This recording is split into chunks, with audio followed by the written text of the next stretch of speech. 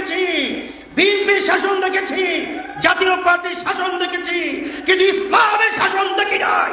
আজকে 24-এর পরে ইসলামিক শাসন বাংলার জমিনের ভিতরে বাস্তবায়ন করব।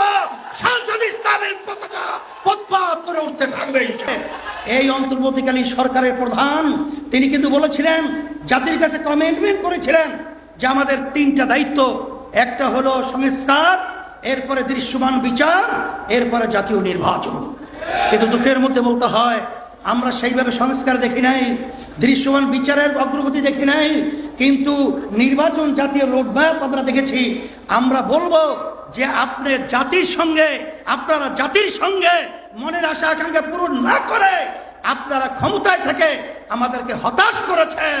এখন বিএনপি, যেই বিএনপি শরিয়া আইনে বিশ্বাসী না, কোন বিএনপি? যেই বিএনপি বাংলাদেশের ইসলাম পন্থাদের উত্থান নিয়ে তারা বিঘ্নিত, চিন্তিত। কোন বিএনপি?